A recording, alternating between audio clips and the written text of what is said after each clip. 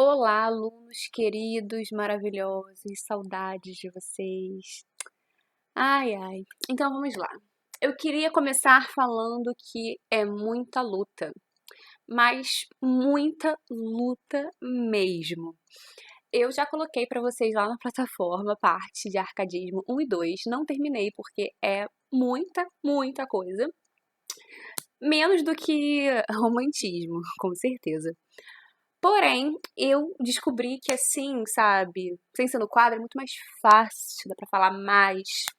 E eu acho que fica melhor também. Pena que vocês não podem me ver, mas vocês têm a minha voz para guiá-los neste momento. Então vamos lá. Eu já gravei a parte 1, estou gravando agora a parte 2. Depois que eu terminar, eu vou colocar hoje ainda, hoje que eu digo sexta, que dia é hoje? Acho que 17 de abril. Não sei mais que dia é, mas é isso. Eu vou colocar lá na plataforma e eu vou apagar os 2 vídeos que estão lá, porque vai ficar muita coisa. De qualquer maneira, eu repeti.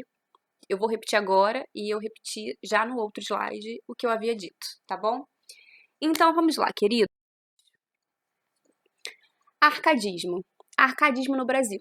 Temos 2 nomes muito importantes: Tomás Antônio Gonzaga e Cláudio Manuel da Costa.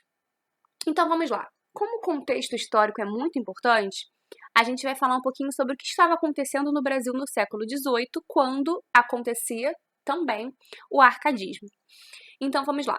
Descoberta do ouro em Minas Gerais. Com ela, o eixo econômico foi transferido do Nordeste para o Sudeste, concentrando-se principalmente na cidade de Vila Rica, Minas Gerais. Então, Minas Gerais teve bastante destaque durante o arcadismo. O desenvolvimento de Minas gerou seu desenvolvimento cultural. A quantidade de ouro que não ia para a metrópole, ou seja, para Portugal, fez com que muitos filhos de mineradores enriquecessem. Eles enviavam seus filhos para estudar na Europa, então é muito comum que os autores brasileiros tenham estudado na Europa. Lá em Portugal, entravam em contato com a cultura e, quando retornavam ao Brasil, dispunham de considerada bagagem cultural. Então, as ideologias chegavam ao Brasil dessa maneira. Agora temos aqui um fato que não é do Brasil, mas que teve muita importância para tudo que estava acontecendo durante esse momento. Em 1776, eu amei estudar isso na escola, no pré-vestibular.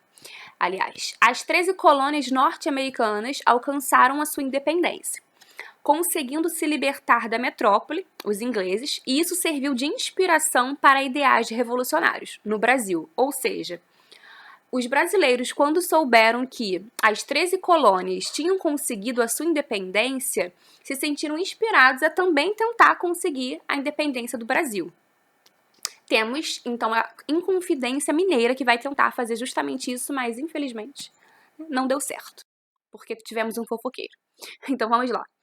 Quando os Estados Unidos declararam a sua independência, em 1776, a exploração de ouro no Brasil já estava em declínio e vinha sendo substituída pela agricultura. O mau momento pelo qual estava passando a mineração e a opressiva política fiscal da coroa deixavam ainda mais descontentes os habitantes da região. Somados a tudo isso estavam a propagação de ideais iluministas. Temos aí como as de Rousseau e as ideias revolucionárias que a independência das 13 colônias norte-americanas havia passado. Então, o iluminismo falava sobre. O iluminismo também recebeu o nome de ilustração e apresentava algumas características, como o racionalismo, como a valorização do conhecimento científico, né? Isso tem tudo a ver com aquilo que a gente falava lá em Barroco, o teocentrismo versus antropocentrismo.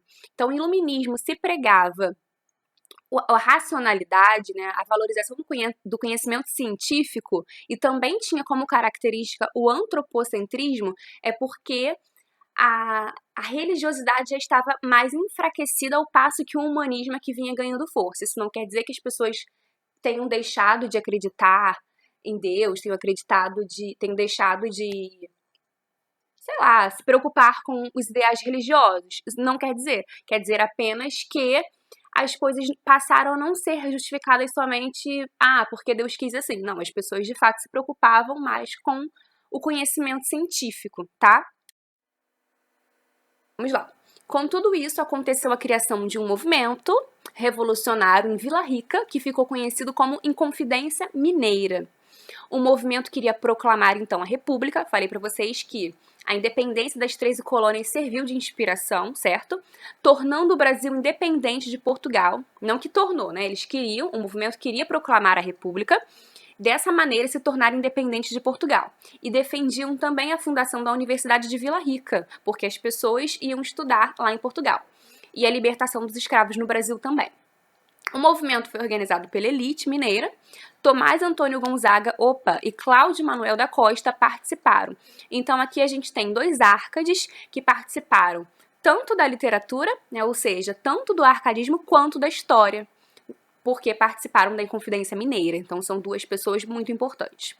Se os inconfidentes conseguissem a independência da colônia, a bandeira estamparia um verso de Virgílio. Não vou dizer porque vou falar isso errado com certeza. A bandeira estamparia um verso dele, que seria traduzido por liberdade ainda que tardia. Entretanto, o movimento não deu certo, né? Foi delatado por um de seus participantes, o fofoqueiro Joaquim Silvério dos Santos. Dessa forma, Tomás Antônio Gonzaga e os demais líderes foram presos e o movimento abafado. Essa vírgula aí, gente, antes de abafado, está aí por quê? Os demais líderes foram presos e o movimento abafado. A vírgula está substituindo o verbo foi, né? Os demais líderes foram presos e o movimento foi abafado. Muito bem. Agora vamos falar então sobre Cláudio Manuel da Costa. Temos aí a data de nascimento, 1719, e de falecimento, 1719, falei certo? Falei. E a data de falecimento, 1789. Ele foi considerado, então, o primeiro árcade brasileiro. Ele nasceu em Minas Gerais, tornou-se advogado, muito comum que escritores fossem advogados. Se tornou advogado em Portugal, lá ele entrou em contato com a cultura lusitana. Esse movimento pendular entre a colônia e a metrópole, empreendido por Cláudio Manuel da Costa, é um fator de grande influência em sua poética. Como assim, esse movimento pendular? As lembranças que ele tinha da colônia e as lembranças que ele tinha da metrópole, né, e as idas e vindas dele da colônia para a metrópole, esse movimento apareceu nos poemas dele, tá? A gente já vai comentar um poema para perceber isso. Ao mesmo tempo que tem uma formação acadêmica realizada na metrópole, possui um sentimento que o prende às terras brasileiras. Então existe essa dualidade, né?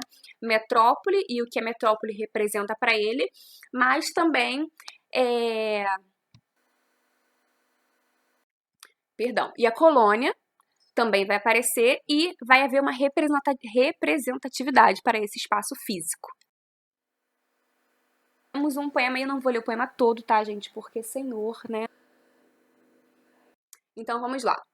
Torno a ver-nos, ó montes, o destino. Então, ele está se dirigindo aos montes, né? Aqui me torna a pôr nesses outeiros, onde o tempo os gabões deixei grosseiros, pelo traje da corte rico e fino. Aqui estou entre corino, os meus fiéis, meus doces companheiros, vendo correr os míseros vaqueiros, atrás de seu cansado desatino. Então aqui a gente tem a representatividade da colônia e da metrópole. Ele fala: torno a ver-nos, ó montes, o destino. Aqui me torna a pôr nesses outeiros. Ele está falando, então, ele está se referindo ao Brasil. Ele está se referindo à colônia, onde um tempo os gabões deixei grosseiros. Então, aqui, quando ele diz grosseiros, ele está se referindo à vestimenta, onde um tempo os gabões deixei grosseiros, pelo traje da corte rico e fino. Então, ele está falando da simplicidade da colônia e também, ao mesmo tempo, falando da riqueza da metrópole, certo? Mas não no sentido de que ele não liga, de que ele não tem sentimentos pela colônia, não é o caso, né? Ele apenas está falando sobre como era a vida dele em um lugar e como era a vida dele em outro lugar. Então vamos ler o poema todo logo. Se o bem desta choupana pode tanto, que chega a ter mais preço e mais valia, que da cidade o lisonjeiro encanto, aqui descanse a louca fantasia, e o que até agora se tornava em pranto, se converte em fetos de alegria. Então, é um soneto de Cláudio Manuel da Costa. Depois a gente vai falar sobre o que é um soneto. A gente vai falar sobre verso, vai falar sobre estrofe, porque tem uma nomenclatura muito específica para isso, tá bom? Olha só, quando ele diz que se o bem desta choupana pode tanto que chega a ter mais preço e mais valia que da cidade, o lisonjeiro encanto, aqui descansa a louca fantasia. Então aqui existe, na verdade, a valorização do espaço rural em detrimento, ou seja, em prejuízo. O que quer dizer que ele valoriza mais o campo do que a cidade, ele valoriza mais as lembranças afetivas que a colônia traz do que as lembranças da metrópole. A metrópole, para ele, representa mais o conhecimento que ele adquiriu lá. Então, chega a ter mais preço, né? O campo é mais valioso do que a metrópole. Então, vamos lá. Referência, então, outros aspectos importantes. A gente tem referência aos montes e aos vales, referência ao lugar dele de origem. Ele tem um pé no barroco. Por quê? Então vamos lá, eu falei para vocês que ele é o primeiro poeta árcade. Quando a gente tem um momento de transição, no caso do barroco para o arcadismo, é muito natural. Gente, tô sentindo cheiro de queimado. É muito natural que o primeiro poeta de uma escola literária ainda carregue traços da escola literária que antecedeu, né, a escola na qual ele está inserido. Então ele apresentava um pé no barroco porque os poemas dele apresentavam antíteses, a gente até viu, né, a diferença que ele faz entre colônia e metrópole. Então, aparece antítese, aparece inversão. O que é inversão? É o hipérbato, a inversão da ordem sintática. É uma figura de linguagem que também aparece no barroco. Então, ele apresenta características do barroco, mas apresenta também características do arcadismo, porque ele está inserido no arcadismo, né? Com certeza.